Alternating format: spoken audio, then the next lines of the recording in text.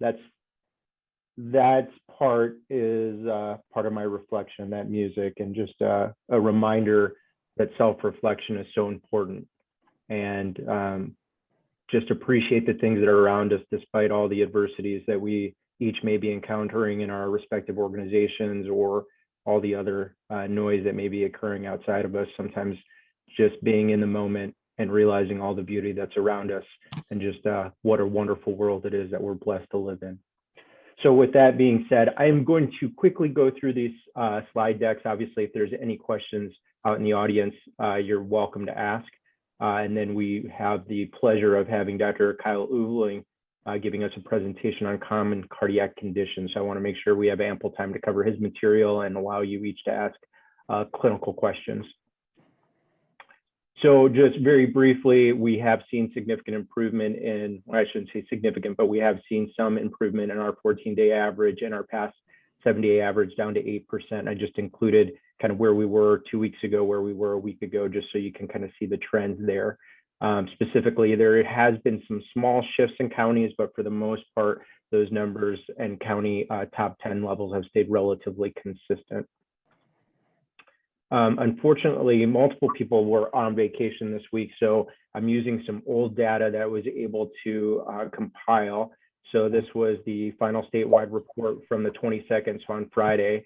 And what I just wanted to point out here very quickly is just those that were admitted over the last 24 hours on Friday was still pretty high, kind of at 78. And we definitely saw a little bit of a resurgence over the weekend. And then that kind of constant ICU number still remains relatively high. So even though we are seeing some improvement of overall positivity and overall decreased hospitalizations, that number just seems to kind of have plateaued there. So just something to keep in the back of your mind. When we look at, MercyOne specific numbers, again, we had been down to 142 on October 21st, and immediately we're back up to 160 on Friday, October 22nd. So again, to give you that example, on October 7th, we were at 162. So again, just in that plateau between the 140 and 160. So not seeing a significant decreased number in our MercyOne hospitals, but definitely, at least across the state, we are seeing some improvement of overall numbers. That being said, this is just another highlight to identify that this is not just about COVID. So despite seeing those COVID numbers, we are still reporting 18 hospitals that are at peak census.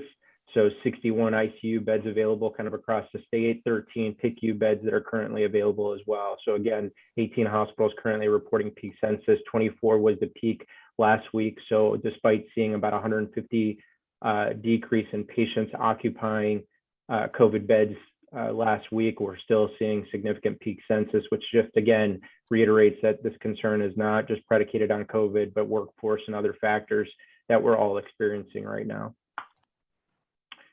Just a quick update on the University of Iowa Transfer Center.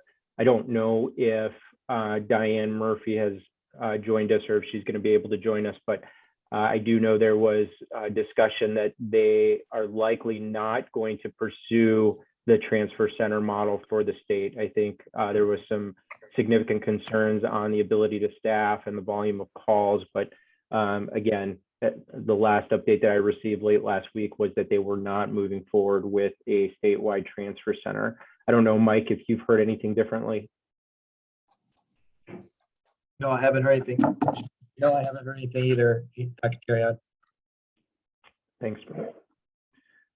Just a quick reminder, and I know this message went out for anyone that may be contemplating getting a ventilator. Currently, you can reach out to IDPH and request a ventilator. This is just kind of the ventilator type that they're currently offering. So for those that may be interested, Stephen Mercer at idph.iowa.gov would be that resource. And again, especially if you're not sure that you may have a ventilator available or uncertain if your staff is familiar with this equipment, I would still request that you ask for that equipment. A quick reminder on the VA transfers. Again, they are requesting that we have exhausted all transfers. I believe there may have been some calls directed straight to the line without having exhausted normal referral patterns or other hospitals. So again, they're asking that you have made a significant effort. And I think there's actually a list that exists of at least minimum number of hospitals that need to be contacted prior to utilizing this number. Is there anybody on the line that actually has used this and had a positive experience or has anything to share about their experience, I guess? Not to put anybody on the spot, but I also have not heard of anyone that has utilized it. So, but again, it is a resource that's there if that situation were to arise. If anyone does utilize it, I would love to hear feedback on your experience and even the patient outcome. Just a quick high level, obviously on October 21st, and then I think on October 22nd, this messaging came out from IDPH as far as now Moderna and Pfizer are both eligible for those booster vaccines.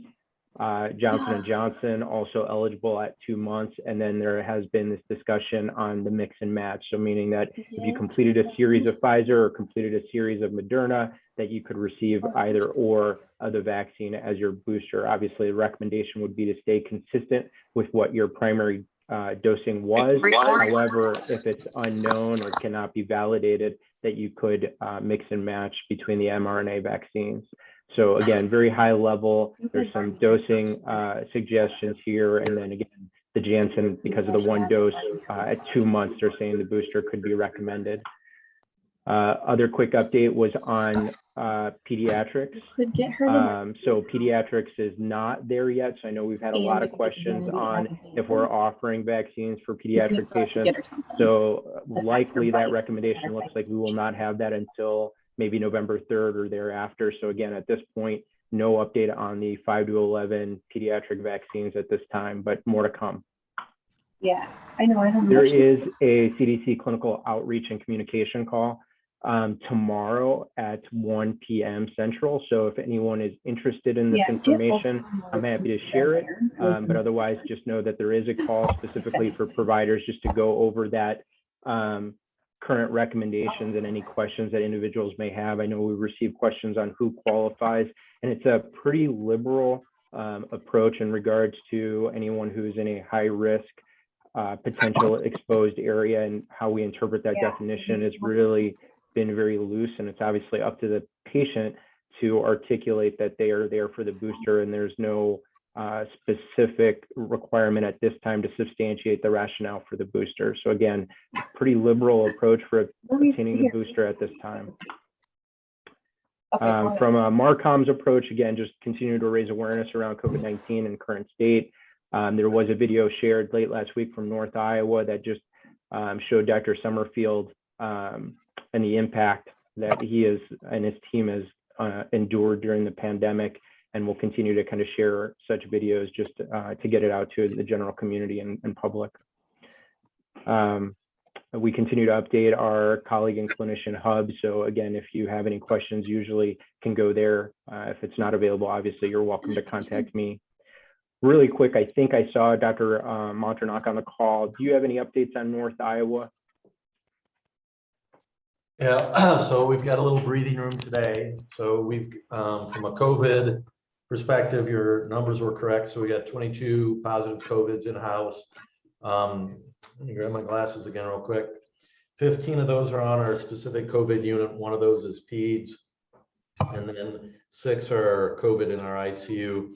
Our ICU, we typically have an 18-bed ICU, and we currently have 21 ICU patients. So we had our overflow ICU is housing 4 patients today. But luckily, we've had a little bit of a breathing room when it came to non-COVID medicals. So we have a little bit of, we don't have ICU capacity, but at least we had a little bit of medical bed capacity coming into today. Thank you for sharing that. Dr. Seiko, are you on the call? How is Northeast Iowa doing? We're tight. Normally our ICU is 12 beds. We're right at that most days. 4 of them are COVID, 3 of them are post-COVID, 7 ventilated. So really different than our pre-COVID years. And really our floors, nursing is our biggest concern. We're very, very tight today and tomorrow on our nursing to be able to have enough beds and staff. We've had a few travelers come in, which has helped some, but continue to monitor it. We have all daily staffing call just to make sure we've got enough to continue to move forward. Thank you for that, Dr. Seiko. Dr. Heeman, I saw you on the call for Central Iowa. Any updates to current bed status, transfer holds? Doing better at the first of this week, obviously, compared to last week. We had decreased volumes in our ER, and I think that helped as well. Kind of managed the boarding situation that was particularly problematic the first 3-4 days of last week.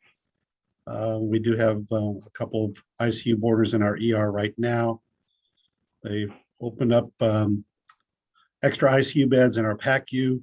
Those have been delayed today because of some other staffing incident concerns around our hospital today involving critical care staff.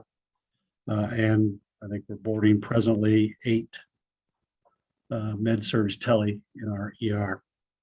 We had significant boarding as well through the weekend, but it kind of smoothed out by this morning. That numbers were down significantly compared to the last week. So overall better position. How's the critical care capacity, Gary? Sorry if you brought that up. They're planning to open up some additional critical care beds in PACU, but delaying that opening until tonight because of some staffing issues with so we're currently boarding a couple of critical cares, 3 I think now, with another one that's being transferred in. So we're currently boarding 3 in the ER. So I think they're at capacity, but they're able to do all critical care surgeries that were planned for today. Thank you for that, Dr. Heeman. And unfortunately, Beth was not able to join, or Tim from Western Iowa. They currently said they have, so their ICU census is 17, currently 6 on ventilators, had 1 critical care bed available, but currently we're boarding 6 patients in their emergency department. Bob Wethall from Eastern Iowa reports no boarding currently in their emergency department, but only also have 1 critical care bed in Dubuque as well.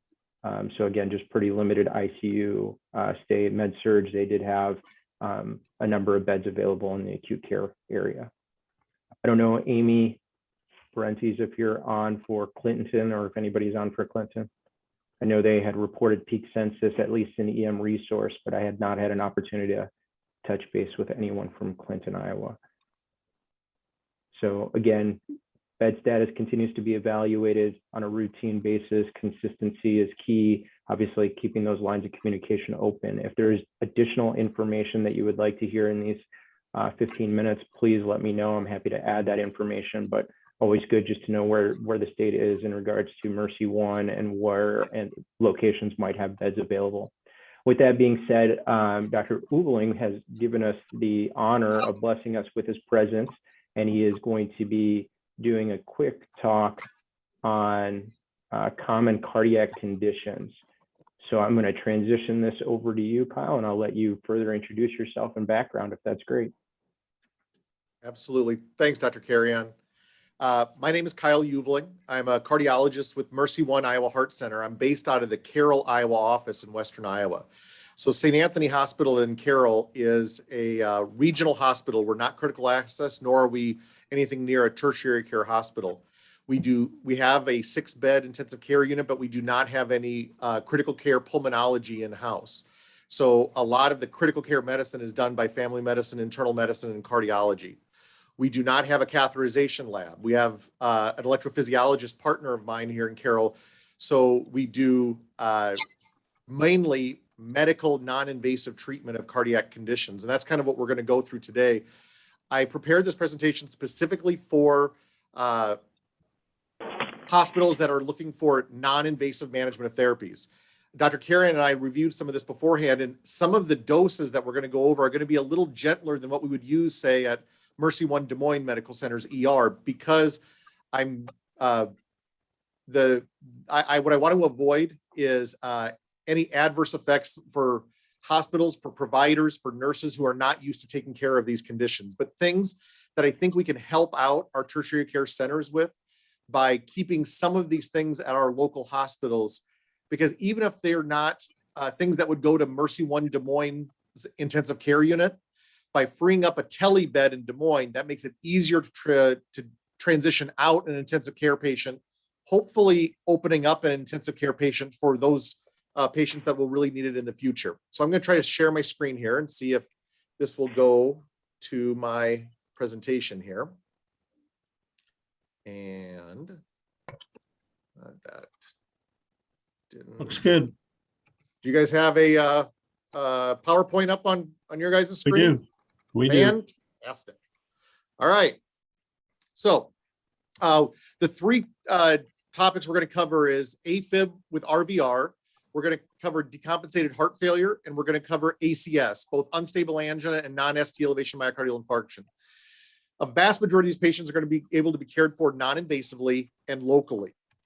So we'll start out with AFib RVR. I think this probably makes up the one of the highest transfer reasons for hospitals throughout Iowa for cardiac patients.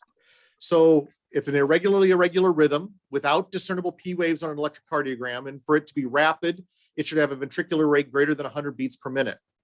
So if a patient presents with a very fast AFib heart rate, we'll say a heart rate of 160, 170, and they're also hemodynamically unstable, meaning they're markedly hypotensive, that would be an indication for an emergent cardioversion. That should be something that all of our ERs are capable of doing and have been capable long before the pandemic. So let's assume it's not those patients though. Let's assume it's an AFib with a heart rate of 130, 140, and they're reasonably hemodynamically stable. They may be symptomatic, but they're not somebody in extremis. So our initial workup, this is assuming we've already gotten a 12 lead done and our diagnosis of AFib RVR is confirmed. So laboratory, basic metabolic panel, look for marked electrolyte abnormalities, especially hyper or hypokalemia, as this can make your medical therapy for AFib more difficult. Consider early optimization of those electrolytes as part of your initial treatment. So it doesn't mean only give potassium and don't look at beta or calcium channel antagonism. It means do both. I'd also recommend getting a BMP to confirm renal function, because we're also going to be talking about therapeutic anticoagulation, and a lot of our dosing is based off of certain renal function or dysfunction. Grab a CBC because you're going to want to know if they're markedly anemic or if they're thrombocytopenic, again, before initiating anticoagulation. If we're going to be using warfarin Coumadin, if we're going to be using a heparin infusion, we're going to want our standard coags, a PTINR and a PTT, as this will guide our dosing. A TSH, marked thyroid abnormalities like marked electrolyte abnormalities, especially hyperthyroidism, can make rate and rhythm control more difficult. And then finally, consider a troponin or high sensitivity troponin if the presentation is more consistent with acute coronary syndrome. What I'm trying to get at is not every AFib requires a troponin. In fact, we should assume a mild elevation of troponin if the rapid rates have been going on for several hours. If a patient is presenting though with chest pain, if a patient is presenting with shortness of breath, absolutely it can be appropriate as part of your workup, but not every AFib requires a troponin. And a very mildly elevated troponin in the presence of AFib RVR does not mean you focus on ACS treatment. Still focus on your AFib treatment. Going on. So repeat the EKG. If a change in rhythm is apparent, you want to document on the paper. So even if you've got them on a telemetry monitor, either as an inpatient or in the ER, and you've noted a conversion, document that with a 12 lead for the record going forward. All right, so therapeutic anticoagulation.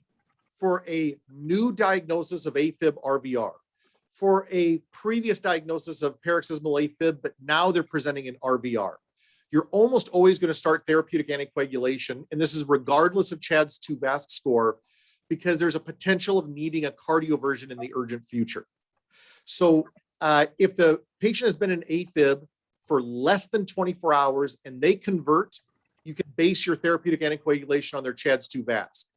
But if they've been in AFib for longer than 24 hours, or they're still in AFib during your treatment, start therapeutic anticoagulation. So if they're in your ER, if they've been hospitalized and you don't think they're going to have an invasive procedure coming up, typically you're going to want to start with a direct oral anticoagulant because it's going to be the most straightforward for dosing. It's going to be the most straightforward for outpatient management. So I've got the three most typical choices that we use in the state of Iowa. So Eliquis apixaban, the standard dose is 5 milligrams twice daily. You'll dose reduce to 2.5 milligrams twice daily if two of the following three things are true. If their age is 80 or greater, if their weight is less than 60 kilos, or if their creatinine is 1.5 or greater. So it's not all three, it's not one of the three, but if two or three of those three things are true, you dose reduce to 2.5 milligrams twice daily. Pranaxa dabigatran, it's 150 milligrams twice daily for the standard dose. This one's purely has a renal dose. If their creatinine clearance is 15 to 30, it's 75 milligrams twice daily, and they don't recommend it for a creatinine clearance less than 15. Finally, Xarelto rivaroxaban. This is the once daily DOAC. So it's 20 milligrams daily. If their creatinine clearance is 50 or less, you dose reduce to 15 milligrams daily. So what if the patient is adamant that they're not going to be able to stay on a DOAC? If you think there might be a consideration for an invasive procedure and you don't have to worry about reversing, then consider parenteral therapy. The most straightforward one is unfractionated heparin because it does not rely on any renal function dosing. It's easy to turn on and off. It's a weight-based bolus followed by an infusion guided by their PTTs. Now, I can tell you just in the last week, we've accepted a transfer to St. Anthony because of a critical access hospital that was uncomfortable dosing a heparin drip. This is real in the state of Iowa. I'd say that if you're truthfully unable to manage a heparin infusion, either consider doing Lovenox or contact any other hospital, including St. Anthony or another regional hospital. Most facilities will have a heparin protocol. So for both the nursing staff, for the providers that are ordering this, you should not have to come up with this on the fly. And if not, honestly, contact a hospital like St. Anthony, like a MercyOne facility to ask for a heparin protocol to kind of guide treatment. Otherwise, there's Lovenox, enoxaparin, low molecular weight heparin. Standard dosing is 1 milligram per kilogram, given as a subcutaneous injection every 12 hours. There is renal dosing for this. And I just say for facilities that are not used to managing this on a regular basis, if you've got an acute kidney injury or a significant chronic kidney disease patient, that's a good reason to use a heparin drip and not to have to worry about the appropriate renal dosing of Lovenox. All right, rate control. And by the way, anybody who wants to interrupt during a slide, don't hesitate. Just say Kyle and ask a question. So rate control. If they're already on oral rate control medicines, if they're already on a beta blocker, a calcium channel blocker, if they're still on digoxin, typically you want to continue these as an inpatient, even if you're going to do something else, because you're going to be ramping up their oral treatment while you're hopefully able to taper off of a parenteral or IV therapy. Not all oral beta blockers have the same heart rate lowering effect. So they may be on a beta blocker, but if it's carvedilol, Coray, bisoprolol, those are better for blood pressure lowering. They don't have as much effect on controlling heart rate. So you'll want to consider changing these to metoprolol for better heart rate control. If they're already on atenolol or metoprolol, I'd recommend continuing these and then titrating them for effect. If they're not already on any oral rate control medicines when they come into your facility, if they're a known significant heart failure with reduced EF or systolic heart failure, if we know from their chart that they have an EF of 30 or less, you're going to want to avoid an IV diltiazem infusion, as this can potentially decompensate them within their heart failure. So this is ones you're really going to want to focus on an oral beta blocker and ramp that up. I will tell you that the reason you don't see IV metoprolol on this list is IV metoprolol will typically give you a fair amount of transient hypotension, which if you're not familiar and comfortable with managing these patients on a regular basis, can kind of feel like a complicating factor. So I'd strongly recommend ramping up oral beta blocker therapy rather than using IV metoprolol if possible. So then diltiazem bolus, which is by far what most ERs use, including myself. So you can start with a 10 milligram IV bolus. You can truthfully start with a 20 milligram IV bolus. I'll tell you that the higher the amount of IV diltiazem, the more you should expect some transient hypotension, and that's okay. So a general rule of thumb, you can always give more. So if you're not used to using diltiazem infusions, especially if you're not used to managing these patients outside of the ER and as an inpatient for a while, maybe start with a 10 milligram IV bolus. You can always repeat it shortly thereafter, depending on its response. If they remain in AFib following the bolus, start an infusion. Standard start is a 5 milligram per hour IV infusion. You can titrate it up to 15 milligrams per hour. I'll tell you, I frequently also use 20 milligrams per hour if you just need a little bit more, but almost every hospital policy has it up to 15 milligrams per hour. Your goal is to try to get them around 100 beats per minute at rest. You'll typically want to write a hold or a decrease parameter if their systolic blood pressure gets much below 90 millimeters of mercury. You should be okay with mild hypotension and systolic blood pressures in the 90s. If they're starting out at 160s, my goal is to get around 100. If they're starting at 130s, my goal is to get them at rest below 100. There is not a specific goal for activity heart rates. I'll tell you, you'll get messages saying, well, they're rate controlled at rest, but when they get up and off the commode, they go up to 150. Yep, they will, and that's okay.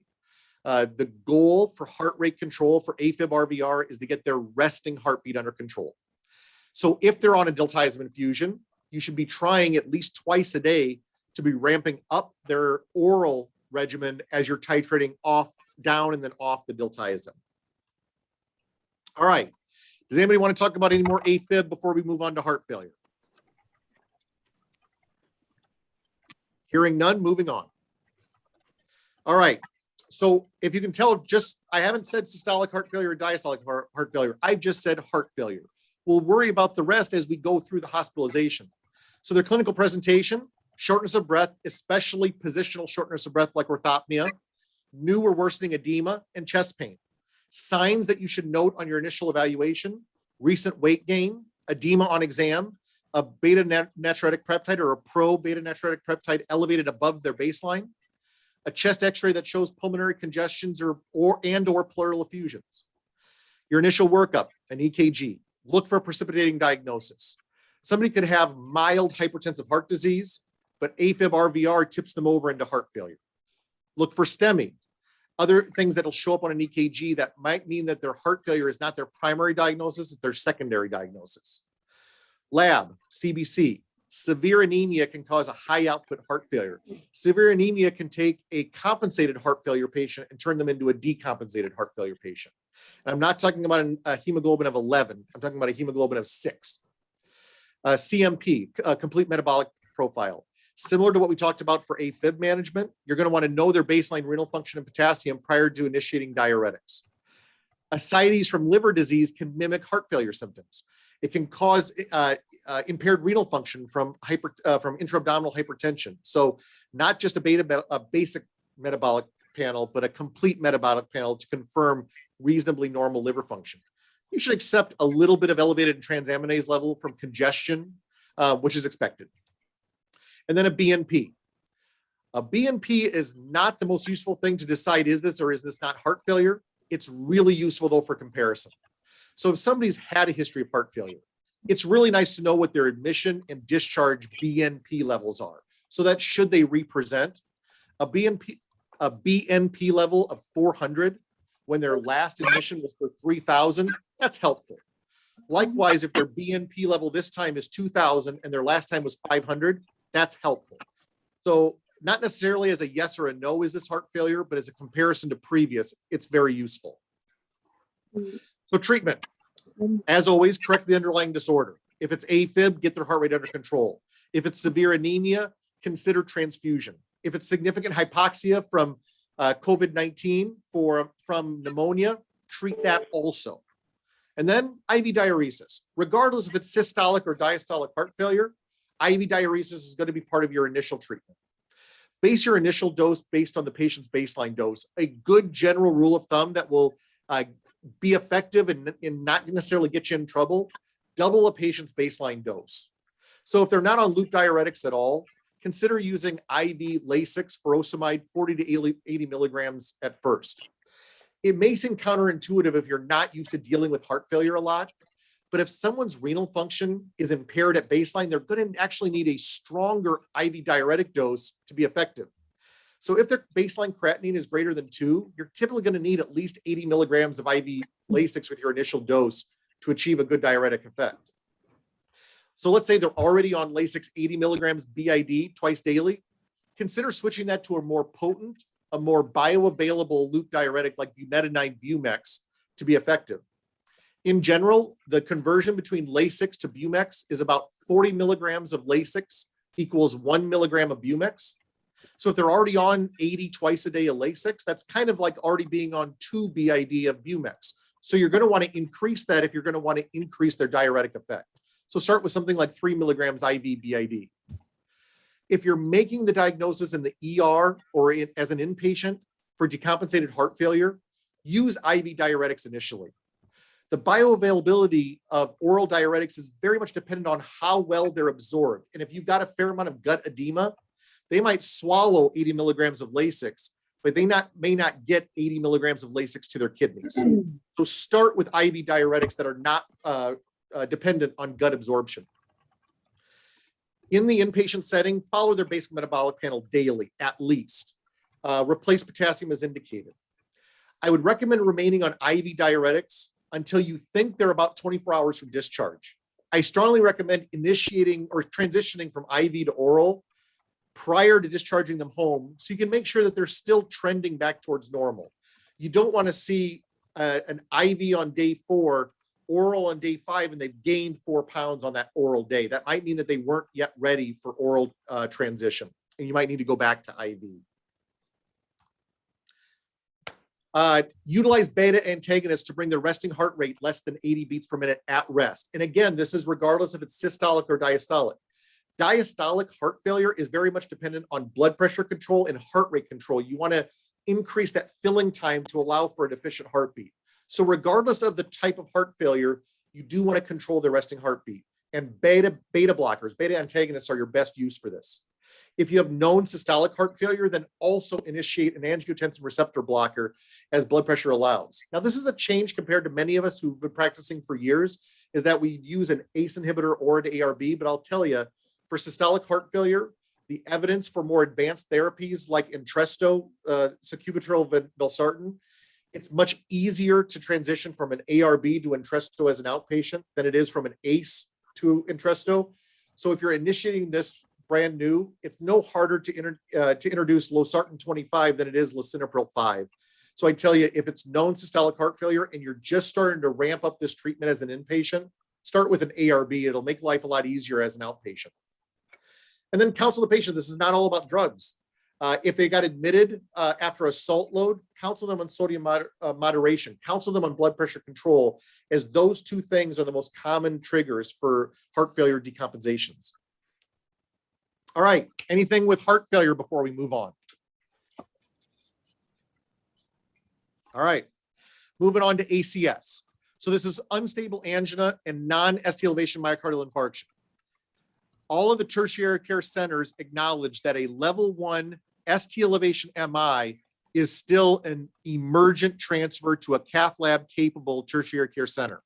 So these are for the non-STEMIs. These are for the unstable anginas. In other words, they look like a non-STEMI, but their troponins are normal. They don't have any ST elevation on their EKG. All right, so the classic emergency presentation, substernal chest pressure not relieved with rest.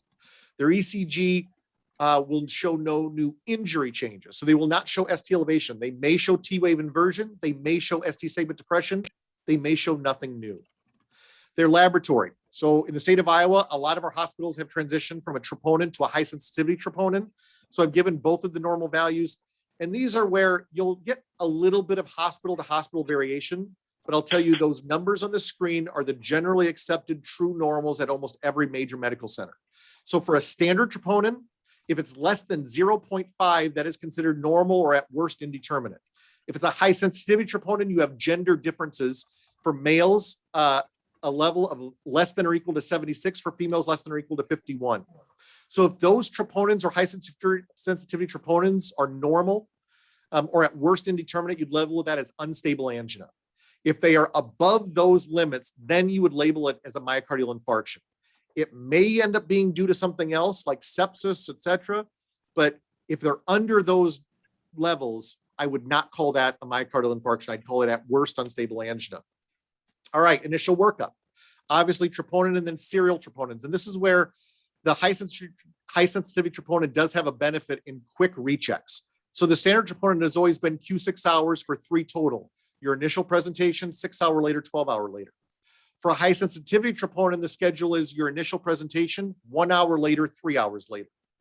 For CBC, you're going to want to know your baseline hemoglobin and platelets due to the initiation of antithrombotics, both antiplatelets and anticoagulants. And then you're going to want to know a basic metabolic panel because you're going to want to know their baseline renal function for dosing of certain antithrombotics.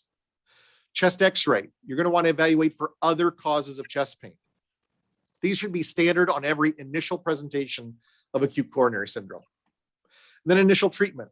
In addition to trying to treat the overall problem, you also do want to do symptom control. So an antianginal, starting with nitroglycerin 0.4 milligrams sublingual times 1. You can consider switching to a nitroglycerin IV infusion for recurrent or improved but unresolved chest pain, or a nitroglycerin transdermal dosing, or what we typically call nitro paste. In that small bullet point, it says they're considered the transdermal over the IV of transfer as a possibility. And this is a big deal throughout the state. I can tell you that at our ICU at a regional center in Carroll, the care that we provide is equivalent to a telemetry step-down bed at a tertiary care center. The one big difference is the telemetry step-down units at the tertiary care centers will typically not be able to accept an IV nitroglycerin infusion.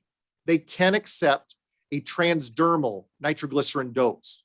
So if we think that there's just not bed availability, but this patient is going to be going to the angiography lab in the next day or 3, we'll typically preferentially choose the transdermal nitrile over the nitro drip, as it opens up a lot more transfer availability.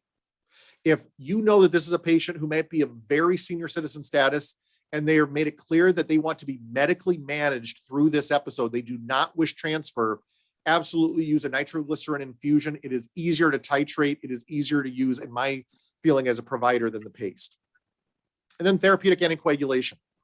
So again, if you think that you've worked it out with the tertiary care center that this patient is going to be transferred within the next day or 3 for urgent angiography, consider an unfractionated heparin infusion. In other words, a heparin drip rather than Lovenox. It's preferential for the lab. If you don't plan on transferring this patient initially, it is probably much easier for critical access facilities, for facilities that are not used to keeping non-STEMIs, unstable anginas in-house. Lovenox twice daily is probably easier on your nursing staff than a heparin infusion. You'll typically want to continue therapeutic anticoagulation with either heparin or Lovenox for around 72 hours from their initial presentation. Very similar to what we talked about with Afib, a heparin drip, a weight-based bolus followed by an infusion guided by their PTTs. Lovenox or enoxaparin 1 milligram per kilogram sub-Q given Q12 hours. Antiplatelets. All right, so aspirin and a full dose aspirin on their initial day and then 81 milligrams thereafter. You'll want to combine this with a P2Y12 antagonist or a super aspirin, the good old clopidogrel Plavix or the newer ticagrelor Brilinta. I've put these doses here. I'll tell you, most of our level 1 cath lab STEMI centers have switched from clopidogrel to ticagrelor, in other words, from Plavix to Brilinta. Either one is completely fine, whatever your facility has the most experience using.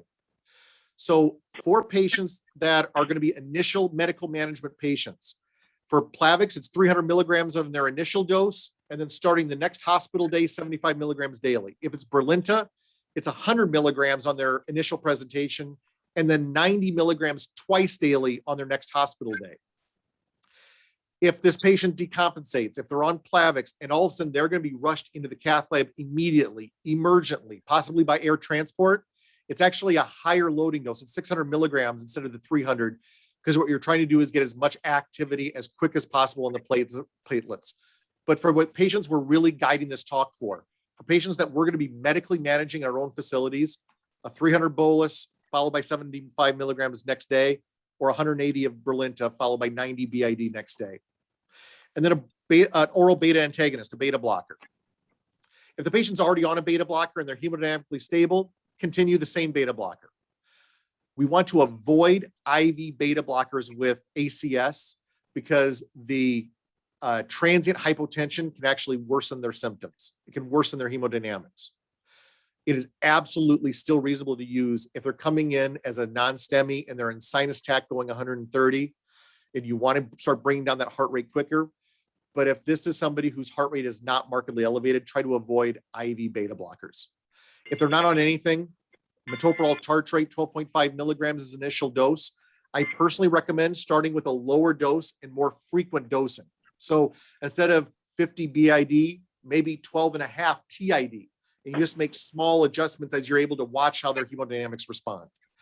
The overall goal for unstable angina or non-STEMI is to have their resting heart rate less than 80, assuming sinus rhythm. If they also have Afib, try to get them less than 100. Statin therapy. So this is talking about unstable angina or MI. They have an indication for statin therapy regardless of what their LDL levels are. I still recommend checking a fasting lipid panel hospital day 1 to guide what their long-term therapy is going to be. But for initial therapy, Lipitor 80, atorvastatin 80 milligrams is still the evidence-based American College of Cardiology, American Heart Association recommendation for initial ACS treatment. If you've got them in their hospital, their heart rate is under adequate control, their troponins are trending stable to improved, but their blood pressures are not at goal, the next line is an ACE inhibitor or ARB. So losartan 25 milligrams daily, lisinopril 5 milligrams daily. Either of these are appropriate initial low dose starting ACE inhibitor or ARB. And then these are the standard guidelines which we use to come up with these. These are not Kyle's protocols or even truthfully MercyOne Iowa Heart Centers. These are what most medical centers would use for treatment of these conditions. So with that, I'd open up to any questions, any suggestions, whatever I can do.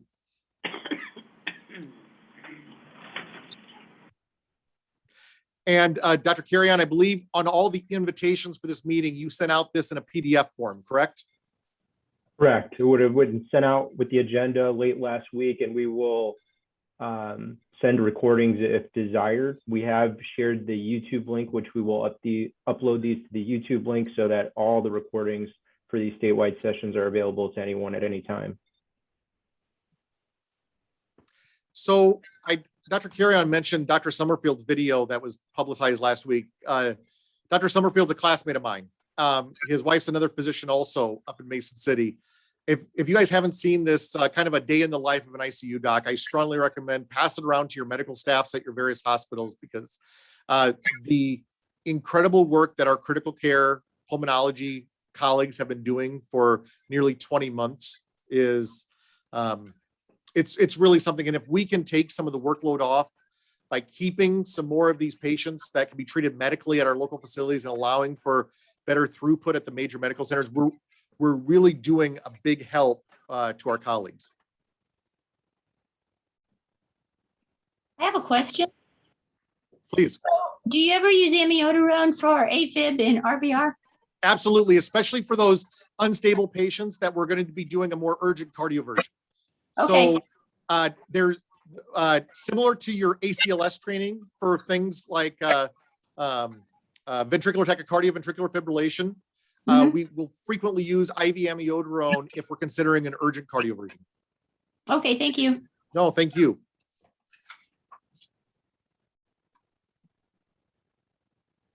I'm just going to ask you a few questions just since I'm not seeing a lot of questions in the chat box, but some of the questions that I've received in the past about combining parenteral medications. So let's assume the clinician opts to use a beta blocker or opts to use a calcium channel blocker, not getting the rate control that they desired. Is it appropriate to combine medications?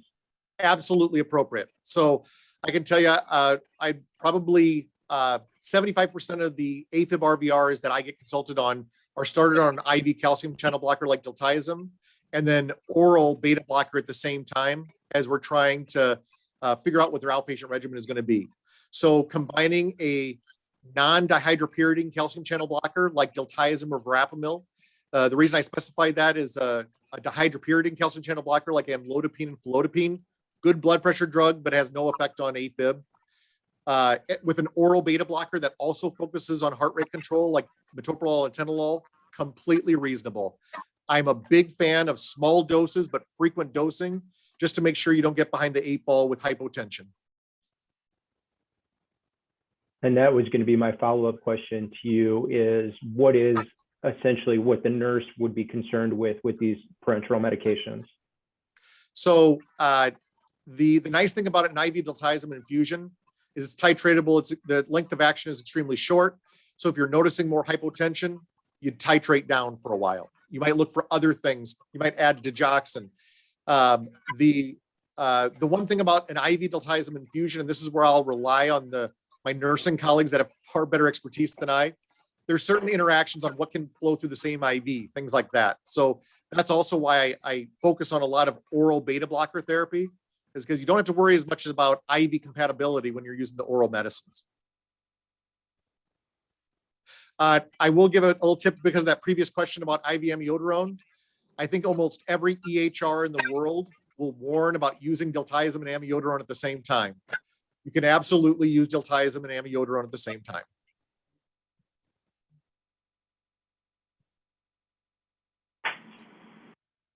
I just want to thank you for putting this talk together. It was super clear and concise, and I think it'll be very helpful to, lend more support and reassurance to the critical access hospitals as we're trying to manage these patients that we oftentimes would be transferring in the before time. So thank you for putting this together and taking the time to do that. I appreciate that. And what I'd say is, while not every hospital will be able to accept a transfer, things like that.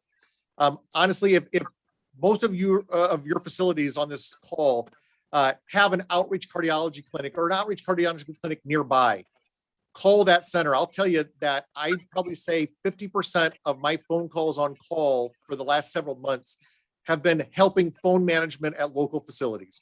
This is not an official telehealth, things like that.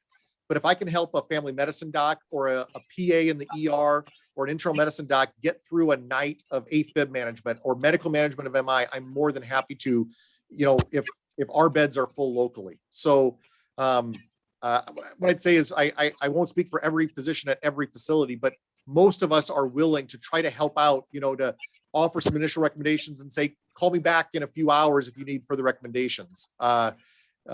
We understand that everybody is having to stretch their abilities. The old thing of we're not really comfortable with that luxury has kind of been lost for the last several months when we've all had to kind of stretch and do more than we would typically do.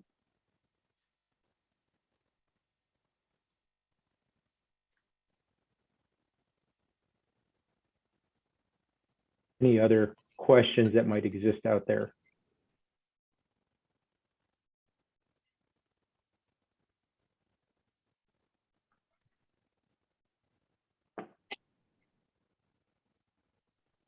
Well, I really appreciate you taking time this afternoon, Dr. Uveling, to take time out of your busy schedule to do this, and truly appreciate everyone joining the call. So thanks again, and everyone have a great rest of your Monday. Thank you.